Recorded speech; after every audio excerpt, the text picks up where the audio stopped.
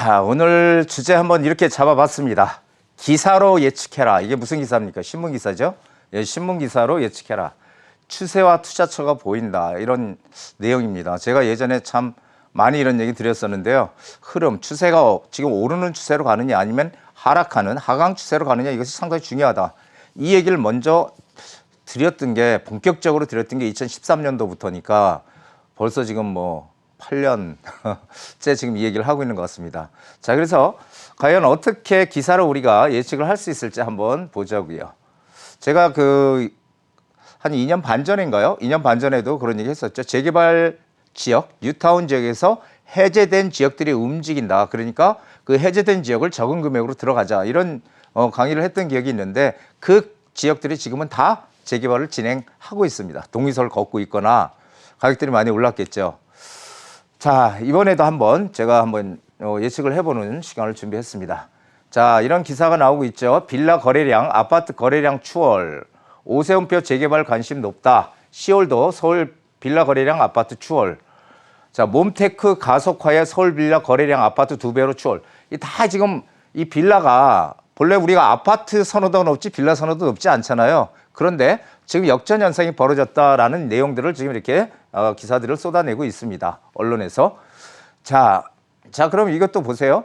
10월 서울 주택 거래량 아파트 1095건, 빌라 2234건, 거의 2배 차이 나죠. 예. 자, 이게 빌라 거래 아파트 역전 현상이 올 들어 지속되고 있다는 내용이고요. 그리고 지난 1일 기준 이렇게 해서 10월 다세대의 거래량, 빌라 거래량, 이게 지금 이렇게 지금 계속 이 빌라 거래량들이 늘어나고 있다는 것들을 지금 얘기해주고 있습니다. 왜 이런 현상들이 나오는 걸까요? 자, 아파트는 아시다시피 가격이 지금 많이 올랐죠. 많이 올랐어요. 왜냐하면은 한 4년 동안 4년 동안 정말 많이 올랐잖아요. 제가 방송을 할 때마다, 강의할 때마다 집을 사야 됩니다. 지금 추세는 상승 추세로 가고 있습니다. 이런 얘기를 수도 없이 얘기를 했지만, 거기에서 올바른 선택을 했던 분들은 지금 좀 발을 좀 편안하게 뻗고 주무시는 분들이 계실 수도 있고요. 또 그때 망설였던 분들은 지금 사실 전세값도 많이 오르고 매매값도 많이 올라서 상당히 지금 안 좋은 그런 고통을 받는 그런 상황이 될 것이, 지금 상황으로 지금 전개가 되고 있지 않을까, 이렇게 생각이 됩니다. 자, 아파트는 가격도 너무 많이 올랐고, 지금 모든 규제가 지금 아파트에 쏠려 있잖아요. 그 안전진단도 지금 풀어주질 않고 있고, 그래서 재건축을 하기가 지금 어려워졌죠. 자, 그리고 대출 못 받게 하니까 상대적으로 저렴한 빌라로 지금 수요가 몰린다는 겁니다. 물론 돈이 엄청 많은, 크게 이 자본을 규모가 큰 사람들은 뭐 현금으로 막 살 수 있겠지만, 우리 대부분 사람들이 그렇지 않잖아요. 예, 그러니까 이 빌라 수요로 몰린다는 겁니다. 자, 여기서 근데 문제가 있어요. 제가 이 얘기는 꼭 드리고 싶은 것이, 빌라로 수요가 몰린다 그래서 아무 곳에나 빌라를 사면 되겠느냐라는 얘기를 드리는 겁니다. 아니라는 거예요. 빌라로 수요가 몰린다? 여기에는 뭐가 깔려 있어요? 재개발이 가능한 곳 빌라를 사야 된다라는 얘기가 깔려 있는 겁니다. 그냥 무턱대고 아무 곳에 빌라를 산다는 것은 투자의 개념이 아니라는 거예요. 자, 지금 보세요. 모든 지역의 빌라가 다 올랐을까요? 물론 땅값이 오르고 물가가 오르면은 조금씩 전세가도 오르고 매매가도 오를 수는 있죠, 조금. 그것은 약간 오르는 거고요. 실제로 빌라들이 많이 오르는 곳은 어디예요? 재개발 가능한 지역. 이거 왜 올라요? 재개발 가능한 지역에 낡은 빌라든 뭐 새 빌라든 간에 이 빌라는 재개발이 되면 아파트가 된다. 이런, 우리가 미래에 아파트를 보고 투자하는 게 재개발 투자잖아요. 그게 빌라 투자잖아요.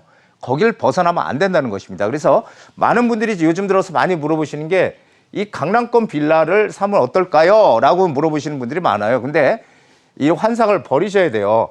강남에 나는 입성에 있다. 이건 너무 뭐 보기 좋은 얘기지만, 듣기 좋은 얘기고 하지만, 빌라를 산다는 개념은 그냥 난 강남에 집 있어, 이거밖에는 없는 거죠. 실제로 강남은 재개발이라는 건 없다. 기본적으로 없다라고 생각하시는 게 맞습니다. 강남은 오직 재건축만 있다라고 제가 강의할 때 많이 말씀드렸죠. 그래서 재개발이 아닌 단순 거주형 빌라다, 강남권이. 안 오른다는 것은 아닙니다. 수요가 뭐 직장인들 수요든 신혼부부 수요들이 많기 때문에 양질의 일자리가 많으니까 전세가가 올라가면서 매매가를 끌어올려 주겠지만은 그것은 한계가 있다라는 얘기를 드리는 겁니다. 자, 그렇다면 이 기사의 숨은 의미는 뭡니까? 지금 많은 돈 그리고 많은 사람들이 아파트를 사는 게 아니고 재개발 시장 쪽으로 이 재개발 시장 쪽으로 투자자가 몰린다는 걸 얘기해 주는 겁니다. 이 기사는 재개발 쪽으로. 그러면 이게 향후에 시장이 재개발이 지금 흐름을 탔다라는 것을 우리가 알 수 있는 거죠. 그렇죠? 자, 일반 빌라가 아닌 조금 전에 말씀드렸지만 재개발 가능성을 보고 우리가 빌라를 투자하는 겁니다. 일반 빌라 사면 안 되는 것이에요. 우리가 사실 주거용으로 만약에 내가 산다, 거주를 한다 그러면 아파트 살래? 빌라 살래? 당연히 아파트 살죠. 그렇죠. 그래서 이것은 우리가 재개발 가능성, 재개발은 아파트로 바뀌는 거잖아요. 빌라가. 그걸 보고 사는 것이다. 아파트 투자는 어떻게 될까요? 앞으로 아파트 시장. 아파트 시장은 지금 양극화가 커져 있다는 겁니다. 많이 오르기도 했고 지방도 많이 오르고 서울도 많이 오르고 경기도도 많이 올랐어. 다 올랐어요. 그러면 이제 어떻게 될 것이냐. 이제 점점 양극화로 벌어질 것이다라는 얘기죠. 지금 이유가 있어서 많이 오른 것, 오를 이유가 있어서 많이 오른 것들은 계속 유지를 하겠지만 오를 이유가 없는데 최근 4년 동안 어마무시하게 오른 게 많습니다. 그런 것이 문제가 될 것이다. 그래서 이게 아파트 양극화로 지금 크게 앞으로 진행이 될 것이다. 어떻게 해요? 중심권과 외곽지역 잘 판단을 잘들 하셔야 될 것 같아요. 자, 이런 기사 한 번 더 보시죠. 이러니 월세살이 받기 더해 전세대출 막히고 금리 오르고 서울 아파트 단지 곳곳에 이 반전세와 월세 거래가 증가하고 있다. 전세대출 막히고 이자 오르고 막막하다. 자, 집주인들 4년 동안 이제 전세를 놔야 되잖아요. 계약갱신 청구권 2년 지나면 쓰니까 대부분. 자, 그러면 이제 4년 끝나면 높게 받거나 아니면 월세로 가겠다. 자, 이렇게 되면 이제 어떻게 됩니까? 이렇게 되면 이제 전세가 줄어드는 거잖아요. 자, 전문가들 주거 환경이 악화가 될 것이다. 세금이라도 내려야. 이 기사의 숨은 의미를 한번 보자고요. 자, 이 기사의 숨은 의미는 바로 이것입니다. 전세가는 오를 수밖에 없을 것이고 매매가도 따라서 오를 것이다라는 의미를 내포하는 거예요. 저 기사가.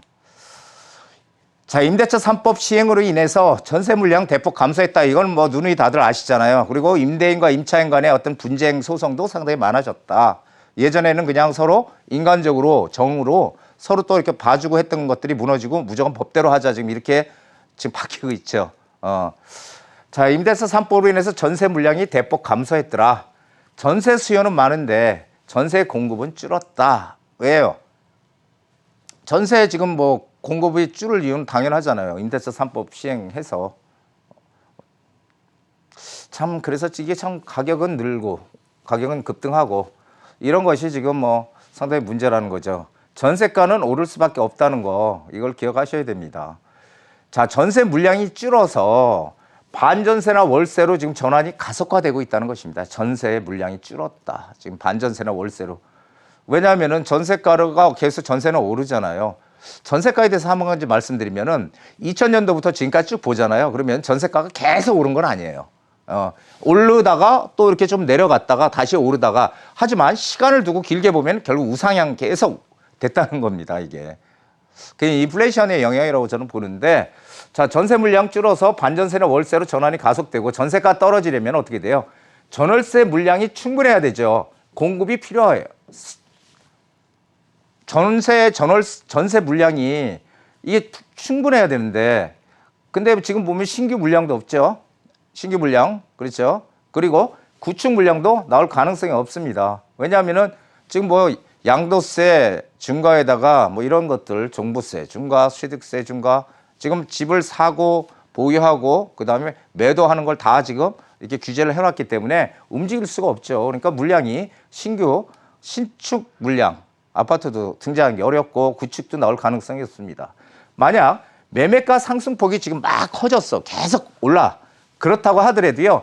전세가가 만약에 지속적으로 하락을 하고 있더라. 전세가가. 그리고 미분양 물량이 급증하더라. 특히 미분양 물량은 경기도 이 수도권의 미분양 물량이 기존 한 15,000가구라고 저는 보거든요. 이 15,000가구가 넘어간다 이렇게 되면 이제 이게 하락할 수 있는 그런 곳이 되고요. 입주 물량 계속 증가한다. 이러면 집값은 하향 안정되는 거 기정사실입니다. 근데 이럴 가능성이 지금 없다는 게 문제라는 거죠, 지금. 자, 전셋값 상승이 주는 의미, 전셋가 상승은 매매가 상승을 야기한다. 자, 2013년도에 제가 강의할 때 이런 얘기 드렸습니다. 기억하시는 분들 있을려나 모르겠지만 매매가 대비 전셋가 비율이 60%에 도달하게 되면은 매매가를 끌어올리더라, 전셋가가. 그걸 제가 전셋가 60% 룰이라는 얘기를 드렸었죠. 그래서 2013년 10월 달에 서울 매매가 대비 전셋가 비율이 60.1% 딱 왔죠. 자, 이것만 보면은 제가 그때 뭐라고 얘기했어요? 지금 바닥이니까 사야 된다고 계속 얘기를 드렸던 게 바로 이런 이유입니다. 자, 지금 현재 유동성 장세가 지속이 되고 있죠. 예, 금리를 뭐 올린다고 하지만 그게 금리를 갑자기 많이 올릴 수는 없는 것이잖아요. 0.25%씩 올라갈 텐데, 그리고 지금 물가가 3%대로 지금 왔답니다. 야, 물가가 지금 이렇게 많이 오르고 있어요. 전 세계적으로 인플레이션이 지금 시작이 되고 있는데, 자, 이렇게 되면은 뭐가 돼요? 인플레이션을 해지하는, 방어하는 가장 큰 자산이 실물 자산이죠. 이 실물 자산의 대표 자산이 부동산 아닙니까? 그래서 이런 것들을 지금 우리가 잘 보고서 집값이 떨어질지 안 될지 판단을 해야 된다는 겁니다. 자, 남들과 다른 길을 가자고 제가 10년 내내 지금 말씀을 드리고 있죠. 자, 대출 규제, 주택담보대출 이자 급등 해서 어떻게 돼요? 지금 매수 심리가 위축이 돼 있다. 이건 이건 맞는 얘기예요. 위축돼 있습니다, 지금. 오늘 신문 기사를 보니까 전셋값도 주춤하더라, 이런 기사 나왔는데 지금 11월 달은요, 전세 비수기예요. 당연히. 그러니까 주춤할 수밖에 없죠. 그러니까 그런 기사의 그 문맥을 좀 잘 봐야 되지 않을까, 그런 생각이 듭니다. 자, 그래서 매수 심리가 지금 위축이 돼 있고, 어떻게 해요? 그리고 기사들 막 나오잖아요. 하락 심리가 커지고 있다. 그런데 제가 늘 얘기하지만 시장 추세가 상승 추세라면, 상승 추세로 간다면 규제의 효과는 단기적으로 효과는 있을지 모르지만 중장기적으로는 다시 상승하더라. 지금 추세가 상승 추세냐, 하락 추세냐, 이것만 알면 되잖아요. 제가 누누이 말씀드렸으니까 제 강의를 들으셨던 분들은 다 아실 거예요. 자, 지금 뭐예요? 재개발이 대세입니다. 재개발 유망지 선점하는 게 지금 우리 재테크, 내 재산을 불려가는 중에서 가장 좋은 수단이라는 것을 오늘 또 다시 한번 강조 드리고, 자, 지금 오늘의 그 금주 명언입니다. 현명한 자라면 찾아낸 기회보다 더 많은 기회를 만들 것이다. 자, 현재 지금 비관적인 시각만 바꾸면요, 기회는 반드시 찾아옵니다. 기회를 잡기 위해서 우리는 뭐가 필요해요? 역발상 마인드. 투자해서 이익을 내는 사람들이 10명이 투자하면 몇 명이 이익을 낼까요? 10명 투자하면요, 제가 아는 상식이 하면 한두 명 이익 내는 거예요. 한두 명. 나머지는 항상 군중 심리에서 동시다발적으로 움직이게 돼 있거든요. 저는 여태까지 부동산 하면서 그런 상황들을 하도 봤기 때문에 이런 얘기를 먼저 드리는 겁니다. 남보다 먼저 가야지 우리는 재테크에서 내 이익을 좀 더 크게 얻을 수 있다. 오늘 여기까지 강의하겠습니다.